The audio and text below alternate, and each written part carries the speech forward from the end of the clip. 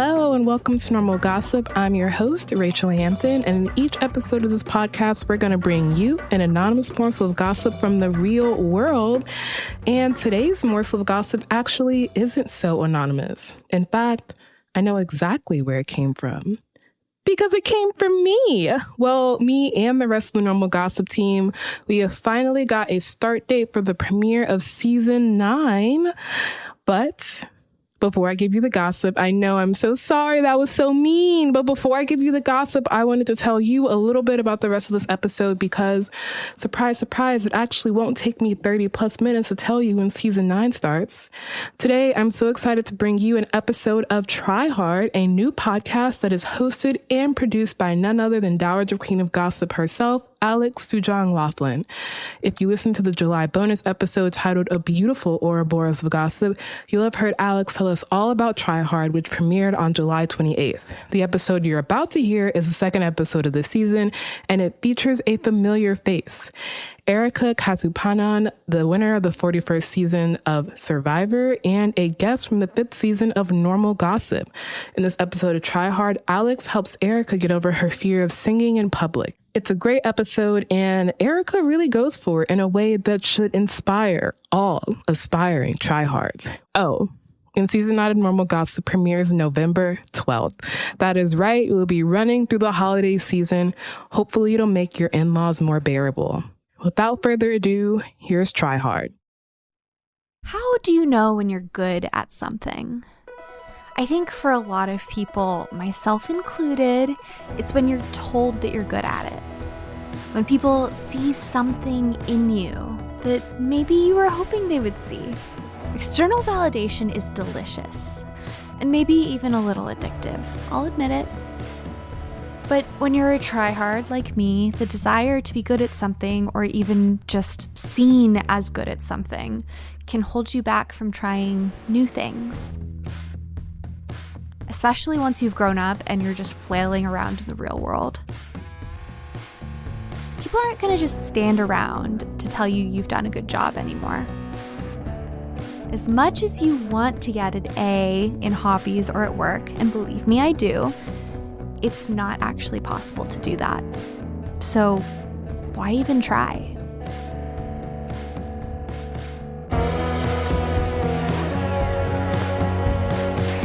Welcome back to Try Hard. I'm Alex Sujong Laughlin.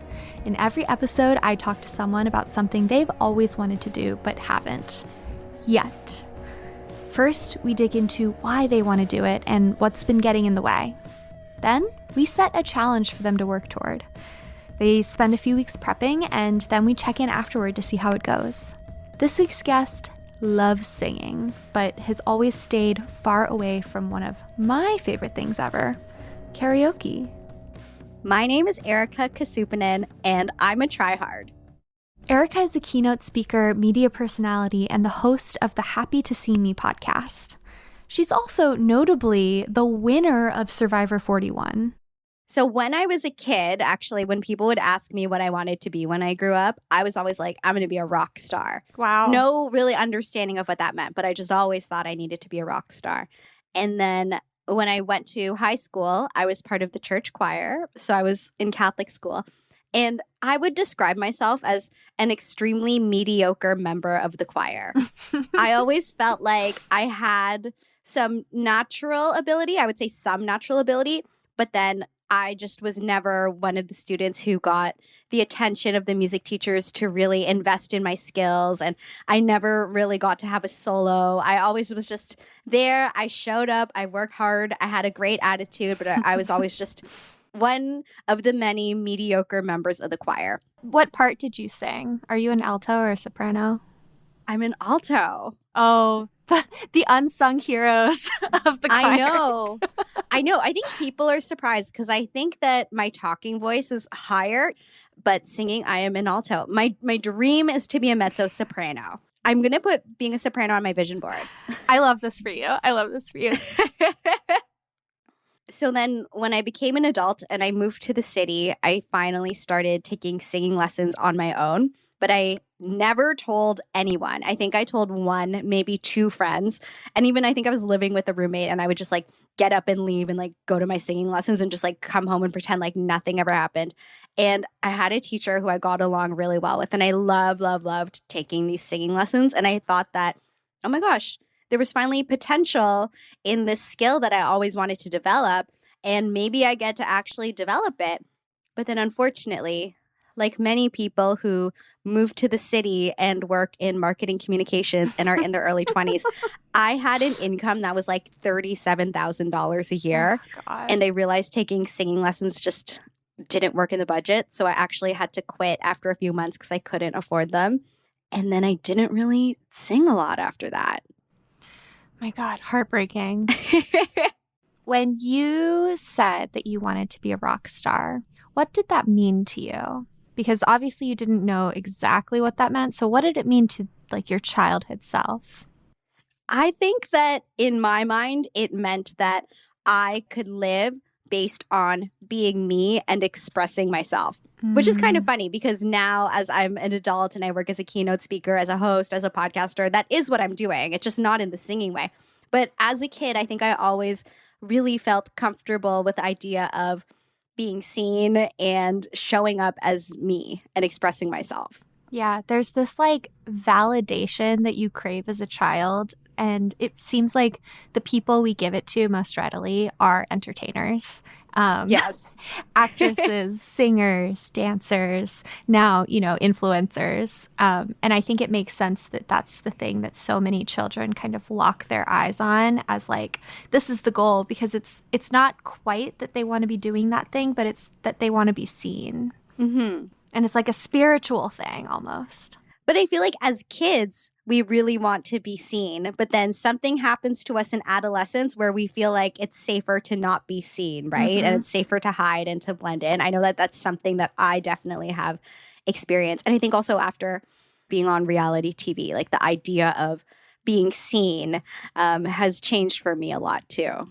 Yeah. Was there a point that you remember in your adolescence when you switched from like, I'm a ham, I'm a show off, I want to be myself in front of everybody, to like, oh my God, nobody look at me? Because I remember that moment for myself. Ooh. Okay, wait, what was your specific moment? Well, so it wasn't like a moment, but it was like sometime in 7th grade. My family moved around a lot. And so in 7th grade, we moved from Kansas to Washington State. And I suddenly, like, I had been very confident before, and it was a combination of, I had just gotten my period, I was going through puberty, and my anxiety was raging and unmedicated. And suddenly I was like, I'm afraid to speak, let alone like perform on stage in front of people. That was mortifying all of a sudden. Oh, yeah. So it's like that moment. It's like the moment we can see ourselves in the mirror for the first time. Yeah. But I remember actually my elementary school was doing a musical. They were doing The Wizard of Oz. And I was like, oh my God, this is the first time I can audition for something. And I would always sing to myself in my room and everything. And I was like, yeah, I think I've like got it.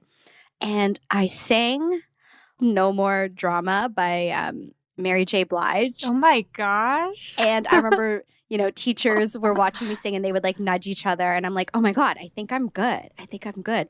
And then I didn't get like what I consider a real part. I think that the part I got was being when they go to the Emerald City and there's the guards. And I think I was one of the guards with one speaking line. And I was like, oh, I thought I was good. And then now I'm just a guard. So this was a thing that I thought I could do. And I feel like the realism of like not getting chosen has affected me. And I think that really, since then, like affected my ability to, like me showing up as myself and making my choices and like realizing that like they're not going to be validated by other people all the time. Oh my God. They missed out. That makes me so sad. But it happens to so many people. Yeah. Well, I mean, showbiz is getting rejected, right? Even if you're not a performer, like an actor or a singer or a dancer, we're getting rejected all the time. So I think we all just had to learn how to do it. But I guess nothing stings quite like the first one. So going back to that time in middle school when you kind of shrank back inside of yourself, how long do you think you stayed that way? And how do you think that affected how you turned out? Ooh, it's hard to pick like a specific moment, right? Because I think we all go through those feelings where we're always in awakening, getting to know our better selves, getting to be a lot more confident. And I think that I definitely did a lot of things growing up that suggested a lot of confidence. Like I was a real high achiever, and I think that I really believed in myself. But I think as I got older, and especially as I went through my 20s and my late 20s, realizing that there were so many things that I was doing to meet certain expectations, whether they're expectations I put on myself or expectations that I kind of just absorbed from other people and started to put on myself. And then I was slowly trying to get rid of all of those things. Like, I think about the me who was taking the singing lessons in my early 20s, and I had long hair that was my natural color. I had these straight across bangs. I kept them because everybody told me that they liked my hair. So I was like, okay, this is how I should look. I would often go to my job where I didn't even like my job that much. I didn't even know why I was working in PR. I just like fell into it and was good at it. So I kept going. So I would do this job, and then I would go to the gym because I just was like, oh my God, I need to like be super skinny and like lose weight, which is also one of those things I look back. I'm like, why did I think that? I was just like normal. Why did I think that? So I would work hard and then go to the gym and work so hard. And then I would go to these singing lessons in my gym clothes, long hair, whatever. And in those singing lessons, I'd have a moment where I'm like, okay, right now I feel like I'm cool and I'm like me. And then it's kind of funny now revisiting singing lessons again and seeing how much that I had changed. But I think if I had to think of a moment where I realized that all of those expectations I had on myself didn't need to matter and I could show up in the way that I want, it was around 2017. I had decided I was going to leave the job that I had been in for, I think, 5 years. And right before I quit that job, I actually cut off 10 inches of my hair and I donated it to one of those charities for people who have cancer. And then I added purple streaks to my hair and just like walked into the office of my job. And I thought the world was going to like explode. I thought that I was not allowed to have that type of hair. And it turned out everyone was like, wow, that's really cool. And I'm like, oh my God, wait, what? I was like, wait, what? Everything. I could just do the thing that I always wanted to do and it was totally fine. So I think that I know that, you know, if anyone is listening and they don't know what I look like, I have purple hair that's in this little bob. I've had hair like this for years. It's kind of like a way that I'm easily recognizable. And part of the reason I keep it, because I feel like it's one of the things that I did that was purely for me that probably doesn't seem logical, that, you know, I would always get the slap on the wrist for thinking about wanting to look different, especially being a Filipino immigrant. And I did it and everything was like totally fine. And for me, it's kind of like a symbol to me that my instinct and what I want to do is fine and should be seen. And actually people are cool with it. And also if people aren't cool with it, that's okay too.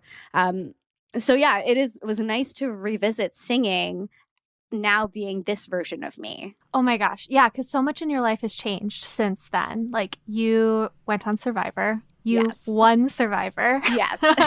Legend.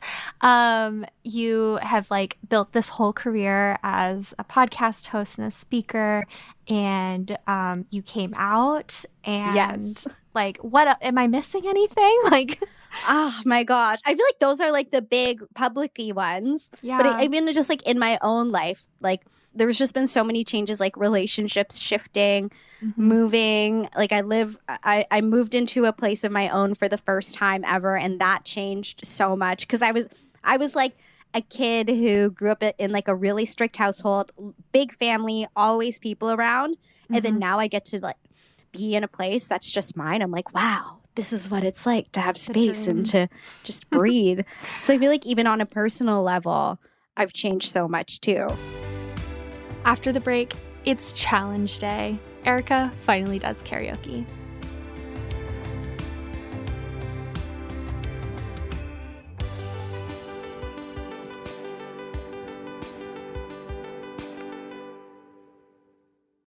Hey, if you are feeling the try hard spirit listening to this, I want to hear from you. If you're trying something new, send me a voice memo about it at podcast@defector.com.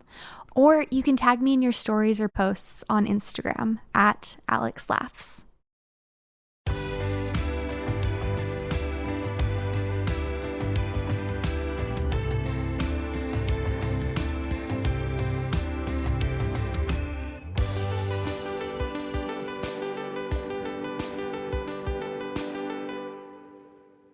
So tell me about your lessons.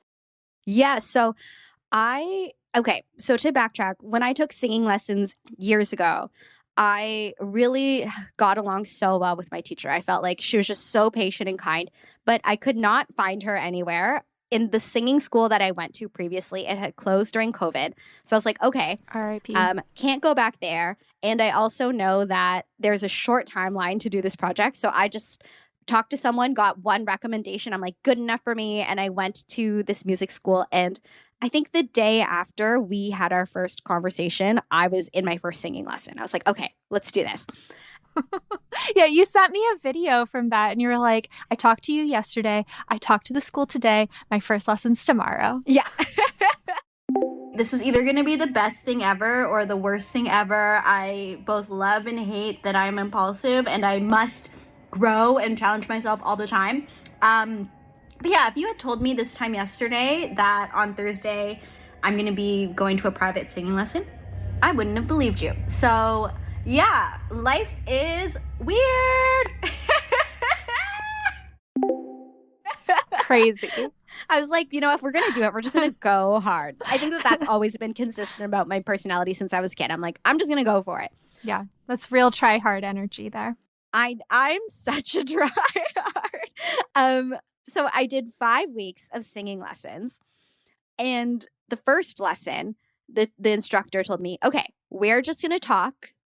You're only going to sing for like 2 minutes at the end. This was just talking about the music theory. Mm-hmm. And I'm like, okay. But I remember leaving that lesson and I was like, oh my God, we mostly just talked and I only sang for 2 minutes. How am I supposed to be ready in 5 weeks? So I'm freaking out a little bit. And then the next week I go for my lesson. So this is the first lesson where I'm singing the full time. And like that first lesson, obviously the singing instructor has so much to say about my breathing and about resonance and about all sorts of stuff. And I'm leaving that lesson and I'm like, okay, I just finished my week 2 lessons and I hated it. I really hated it. It was really overwhelming, honestly. There's just like a lot that's beyond what I learned before, where it's like thinking about breathing and placement, and it just like the approach is so different from how I've done it before. So yeah, I feel like overwhelmed and like frustrated, and I hated it, and I don't know what I'm even practice. I'm just gonna practice like singing. There's just like, yeah. Okay, I guess I'm just gonna go home and practice. Okay, bye. Was any of it coming back to you? Yeah. I think that for me, so in the very first lesson, the instructor would play notes on the piano and ask me to sing the same note. Mm-hmm. So she did a few and she's like, you can do it. I was like, really? She's like, yeah, you can hear the note and you're actually singing the same one. I was like, oh my God. Okay. This is like amazing. Like I was like, wow, cool. And just to say, like, this is all working toward a challenge where you're going to sing a song at karaoke. Yes. So when it comes to karaoke, I've always loved karaoke, and like private karaoke room, it is on. I am good. Mm-hmm. People would ask me, what's your karaoke song? And I was like, just put it on shuffle and I will sing any song. That is totally fine. Wow. But I know that when you and I were talking, you had asked how I felt about public karaoke. And I was like, oh my God, I used to love public karaoke. I would, again, same thing, put it on shuffle. I'll sing any song because I was like, whatever. You just go up, you sing the song, you sit down, you go back and drink your beer and nobody cares. But then, to be honest, I haven't done public karaoke since winning Survivor because I no longer felt like I was an anonymous person. And I think this is one of those things where we're talking about being seen and, you know, as a kid wanting to be seen and then going back to not wanting it and then wanting it and going back. And I think that now I have an interesting relationship with being seen since being on the show, because there's no paparazzi following me. I can go to the grocery store totally fine. Survivor celebrity is like a very specific kind where people who know you fucking know you. Yes. And then people who don't. Yes, exactly. Yeah. And I think that a thing that I didn't really anticipate what life was going to be like, no longer being anonymous. And after the show, and even now, it's been like 4 years since I've been on the show, I have people who still come up and talk to me like at least once a week. They'll come up, say they recognize me from the show. Always such a nice interaction. 95% of the fans I've talked to have been so sweet. But I think that it kind of got built into my brain that I'm always potentially being perceived. So I have to really be mindful about what I do in public, because like anybody could see me, anyone could notice me. And I also had the experience, like anyone who's been on reality TV, of just like having people talk about you on the internet at scale.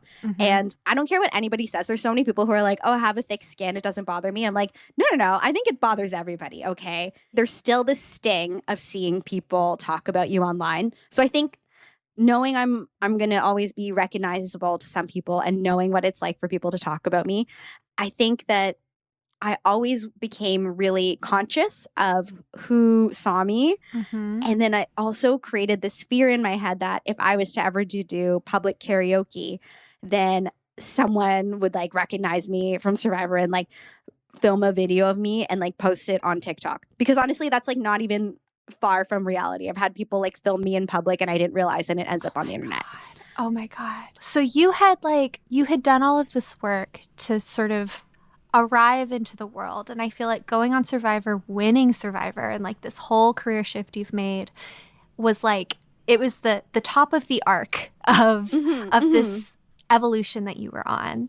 And then you get smacked with this like new level of scrutiny that kind of forces you back into a cautious place. Yeah. Which is like something that I would never expect, but it totally makes sense. Yeah. I feel bigger and more expansive in some ways. I also feel like the part of my brain that cares about what other people think of me is like broken. Like I really don't care what other people think of me, but I also feel much more protective of my personal life and my boundaries and my own like private life and my private space.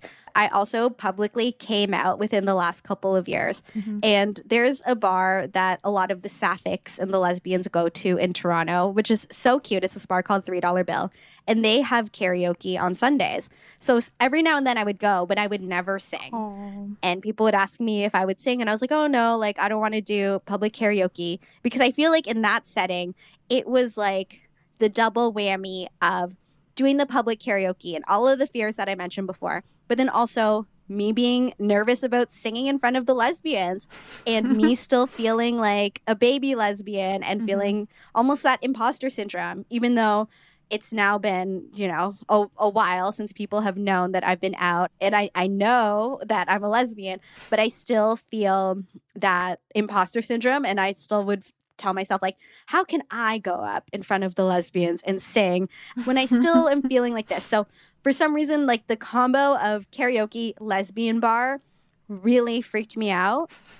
So then when you were like, hey, do you want to do karaoke somewhere? I'm like, why don't I just go hard and just aspire to do karaoke at the lesbian bar? So brave. Yeah. So brave. So you are working toward this like very vulnerable thing, actually, of like doing something that hasn't been perfected in public, in front of people. How did you pick the song that you were going to sing? So when I go back to the singing lessons I did in my early 20s, before I quit because I couldn't afford them, the song that I was actually working on was Someone Like You by Adele. Okay. And I was like, okay, when I do this challenge, I want to make sure that I'm picking a song that is a classic, like classic karaoke, something that was still doable to sing in 5 weeks. And then when I thought about Someone Like You, I was like, wow, what an opportunity for me to go back and finally close the loop and actually finish working on that song. So Someone Like You was the song I worked on for the 5 weeks up until karaoke. Wow. Oh my God. When I saw the video that you sent me of you practicing, I was like, I cannot believe she's singing Adele. That is oh my God, crazy.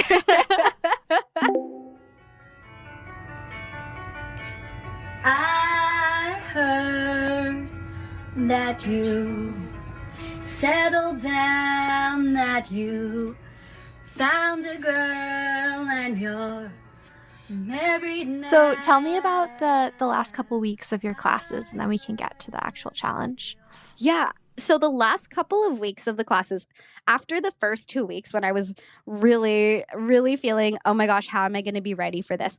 Over the last couple of weeks, I felt myself gaining more confidence and feeling like I'm actually improving. I'm actually hearing the feedback, applying it, and getting better and better. But there was always a little part of me that was thinking, I really want to find my instructor from 10 years ago. We just got along so well. I have to be able to find her somewhere. And so I was like, okay, the music school is closed. I don't remember what her last name is. How do I find her? And I remembered that years ago, I had seen her perform in this cover band. So I Googled her first name and the name of the cover band. And then I found that she is actually performing in a different cover band, which is called Shania Twain. And it is a queer country music cover band, which means that she also came out as queer within the last few years. Chef's kiss. When I Gorgeous. saw that, I was like, are you kidding? I'm like, are you kidding me? Are you kidding me? And I reached out to her. I was like, hey, coming in hot. Haven't talked to you in 10 years. Here's what I'm doing. And she responded and she was like, I'm not teaching anymore, but I would be happy to do like a one-off with you if you want to come to my apartment and we can sing. I'm like, yes, amazing. And I got together with her. And once again, I had come from a workout. So I roll in my gym clothes, but I felt like I was such a different person. And I felt like she was such a different person. And she even noticed with me, she was like, when you would come in 10 years ago, you were like trying to figure out what you wanted to do, trying to figure yourself out. And now seeing everything you've done, it's like you've grown into the person that you always wanted to be. I'm like, oh my God. Thank Beautiful. you. Oh my gosh. I actually completed all my 5 lessons and then I sang with her 2 days before I did the karaoke. And she was like, okay, Erika, you can sing this song. Like you're able to sing this song. Right now, I think we should focus on making sure it sounds like you singing it. How does Erika want to sing this song? And I was like, wow. And I think that getting that advice right before I went to perform made me feel a lot better. Because I'm like, yeah, there's a technical way to do it. I'm like, but at the end of the day, this is about me trying it and sounding the way that I want and approaching the song the way that I want. Okay, so let's talk about challenge day. How were you feeling that day? Very nervous. Yeah. I was really nervous. I had invited a bunch of my friends to come and see me. Earlier that day, I was actually talking to someone who did a really similar challenge a few years ago. And I think that advice helped to put me in the right headspace because I was saying to this person, I'm like, yeah, you know what? I have to just look at it as it doesn't matter what anybody thinks. And I just have to see this as the culmination of my practice and my hard work over the month. And I have to do this for me. And this person said, yeah, that's like super important. I think what's also important about this is it's about connection and community. And often that comes from the vulnerability. And you're able to build that level of connection because you're showing up imperfectly and you're still trying and you're doing that thing anyways. And I think that was, for me, the right thing I needed to hear because it put me in the right headspace. Because as I wonder if the listeners can deduce, I'm someone who just goes for it, has high standards for herself, works hard.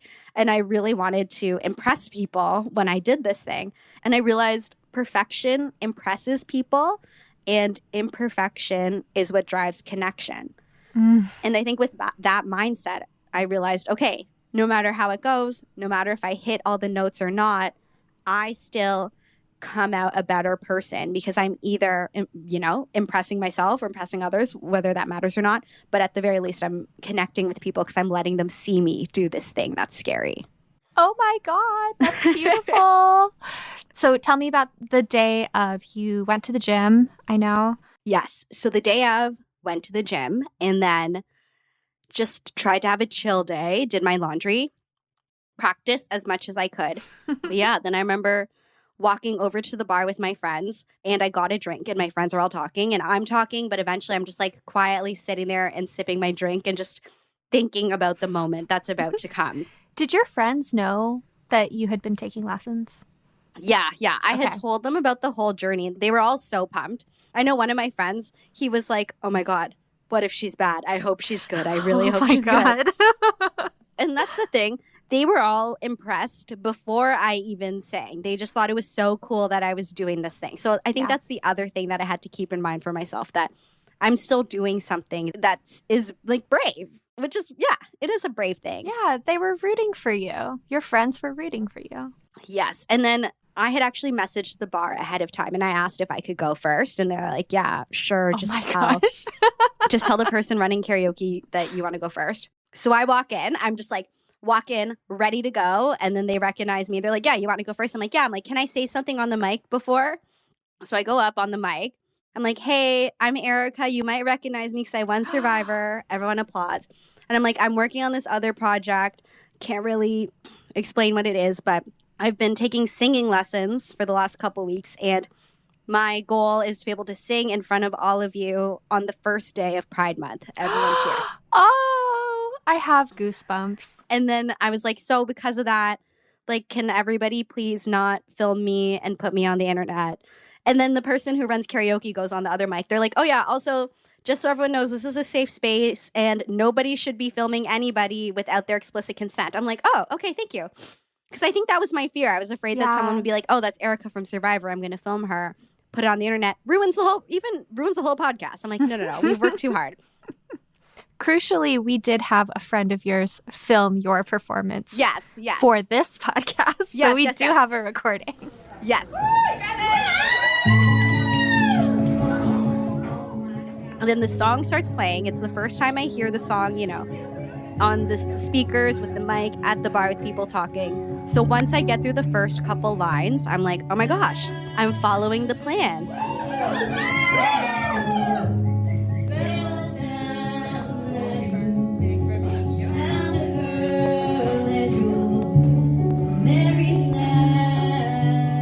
And as I'm singing, the bar just gets quieter and quieter. And I'm like, okay, I don't know if this is like a good thing or a bad thing, but I'm just going to go with it anyways. And I just have to remember the plan. Mm-hmm. And I think that because I had practiced to this plan for so long, I got to really just sing it the way that I practiced it. Let it go through. And there were parts that I was really nervous about, certain notes I was nervous about, and I would sing them and I'm like, okay, not bad. Let's like keep going. I hate to turn up out of the blue, wanted about it, but I couldn't stay away. I couldn't fight it. I hope you saw my face and that you'd be reminded that. And by the end, the bar was mostly quiet and it was everyone paying attention to me singing. Never mind, I'll find someone like you.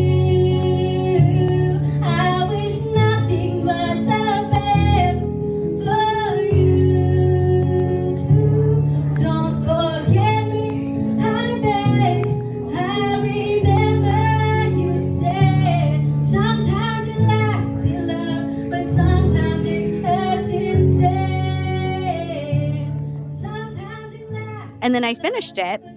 I got off the stage, and then just the next person goes up and sings. And I was like, wow, that was like such a milestone, but at the same time, so not a big deal. Like I had built this up to be the scariest moment in my head. And I was like, wait, that was totally fine. Everyone moved on. Everyone is good.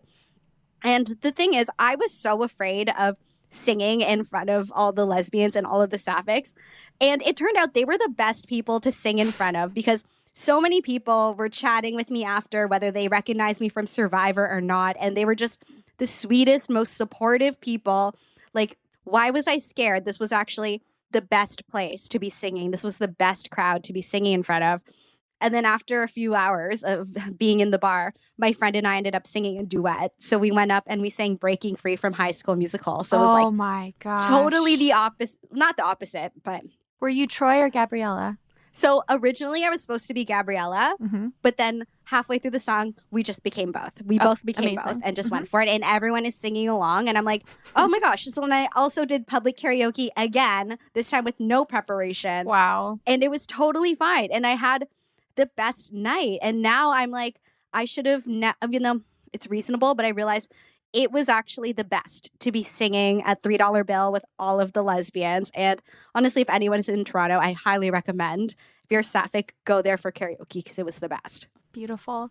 I can't help but think of how similar this is to when you cut all your hair off and dyed it purple for the first time, where you were like, oh my God, am I allowed to do this? Is this going to like rock the entire world? And then you do it and you feel completely different, but everyone's like, cool. And then they just like keep going. That's the thing. They were like, that was really cool. You did that. I'm like, thanks. Yeah. And then we just talked about whatever. I'm like, oh my gosh. Amazing. Mm-hmm. And then afterwards, people were asking me how I felt. I was like, you know what? I did better than I expected. I exceeded my own expectations. And even when I went back and I listened to it again, I thought that, wow, I sounded better than I expected. So I will take it. You sounded great. Thank you. Oh my gosh. I was so impressed. And I was nervous when I hit play. I was like, oh God, I'm so nervous. I'm so nervous. I was blown away. It was amazing. Imagine you were like, oh my gosh, we just decided to do an entire podcast about this and she was so bad. That would have been okay too, because the point was that you were doing it and getting out there. That's the thing. Even when I went on the mic before I sang, I was like, I took lessons. Doesn't mean I'm good, but it meant that I was trying really hard and people were into it. So what is next? Are you going to continue taking lessons? Are you going to do more karaoke? I would say, if I'm in the right place, now I feel more comfortable doing it. So I think if I was to go back to the lesbian bar without hesitation, definitely would do it. Still private room, I would do it. And then in terms of like public, I'll suss it out. I'll see. But now it's back on the table, which is really nice.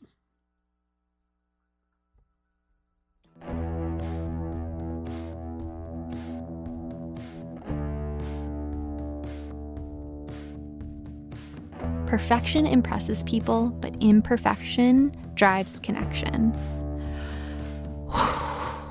I love that so much. It's such a great reminder that a lot of the things that we want to be doing, the music, the sports, all these hobbies, all of these interests, they tend to be less about the thing itself and more about the connection that you're forging with people while you're doing them. I think that for those of us who are secret perfectionists, even to ourselves, it's such a great reminder that like doing the thing perfectly is actually not the point, especially in a low stakes situation like karaoke. I hope this is the beginning of many crazy karaoke nights for Erika. And the curtain can't hide it when all the music quiets, 4 strikes and you're out. Photo booth, blood magic. Curtain can't hide it when all the music quiets, 4 strikes and you're out. Photo booth, blood magic. Try Hard is written, hosted, and produced by me, Alex Sujong Laughlin. Editorial support from Tom Lay, Brandy Jensen, Audrey Mardavich, and Jae Towle Vieira. Justin Ellis is Defector's projects editor. Art by Lille Allen. Our theme song is Photo Booth by Avery Friedman. Mixing by Samantha Gattsek. Jasper Wang and Sean Kuhn are Defector's business guys. Thank you to the rest of the Defector staff. Defector Media is a collectively owned, subscriber-based media company, and Try Hard is a proud member of Radiotopia. I'm Alex Sujong Laughlin, and until next time, don't be afraid to be seen trying. Radiotopia.